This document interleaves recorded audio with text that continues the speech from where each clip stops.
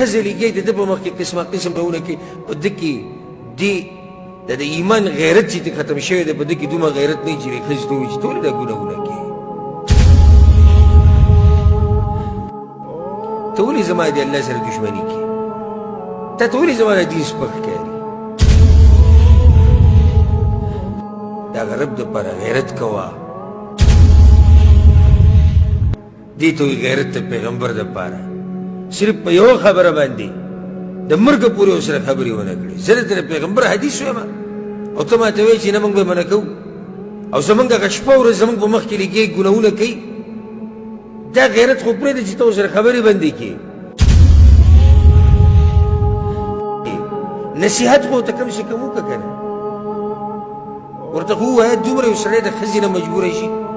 دومره د بچو ښځه لګیا د ده په مخ کې قسمه قسم ګناهونه کوي په ده کې د ایمان غیرت چې ختم شوی دی په ده کې دومره غیرت نه وي چې ښځې ته ووایي چې ته ولې دا ګناهونه کوې ته ولې زما د الله سره دشمني کوې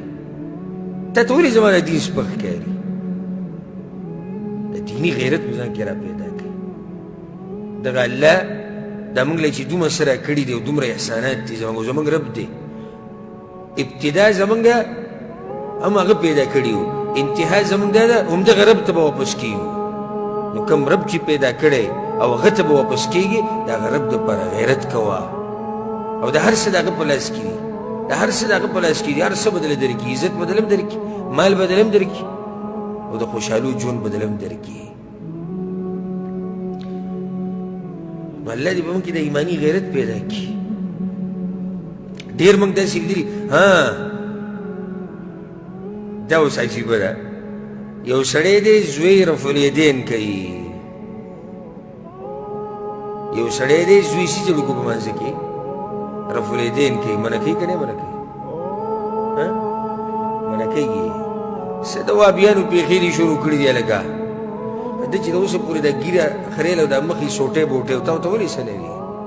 ده چې د اوسه پورې د پنسې په ځان پسې راښکولي تا ورته ولې څه نه وي دی چې درګاه او دربار لتو تا ورته ولې څه نه وي ده چې تعویز په غاړه کې پروت تا ورته ولې څه نه وي ده چې زیناګانې کولې تا ورته ولې څه نه وي ده چې فحش فلمونه کتو تا ورته ولې څه نه وي خو نن چې د پیغمبر په سنتو عمل شروع کړو بېغیرتوب دې حد ته رسېدلی دی ګوره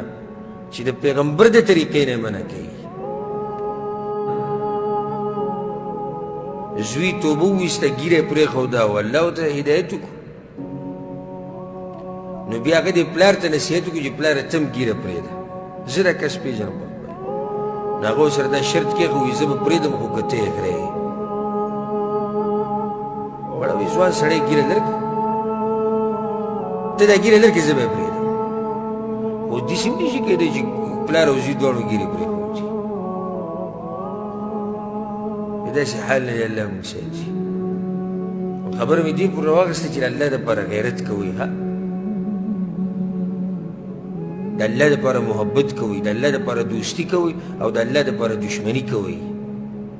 اوثق عور الایمان حدیث کې راځي د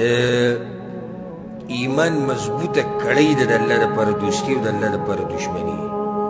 په دې سره د ایمان پته لګي چې څومره اوبو کې دی ما خبره دې پورې راواخېسته ټوله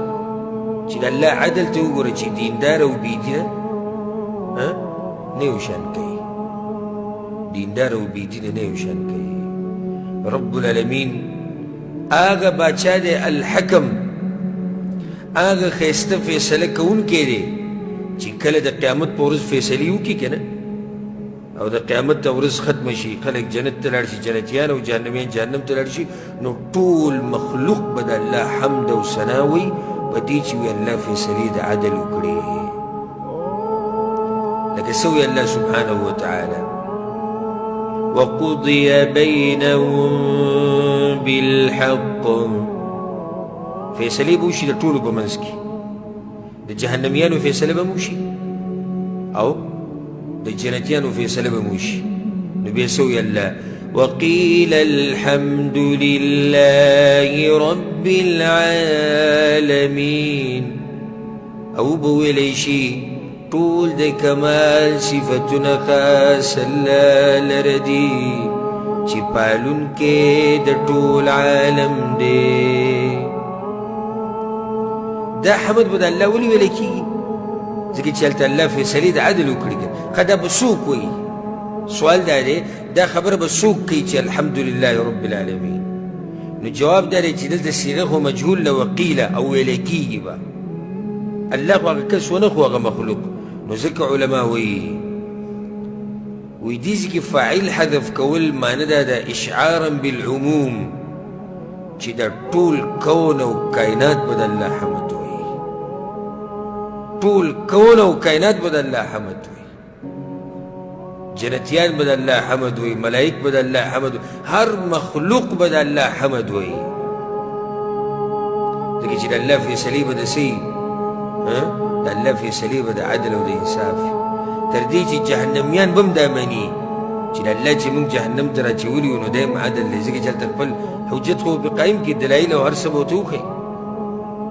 عملنامه به ورته وښیي ګواهان به پرې راشي د ده بدن به په خپله خبرې وکړي پیغمبران به ګواهي ورکړي د دې هر څه نه بعد چې دی جهنم ته واچولی شي نو دی به هم دا مني چې الله فیصله د څه وکړه الله فیصله د عدل او د انصاف وکړه دا دی زمونږ رب الحکم د دې نوم فایده دا د الله حکم دی فیصله کوونکی دی نو چې الله فیصله کوونکی دی نو خپله فیصله به بیا صرف دغه رب ته واپس کړي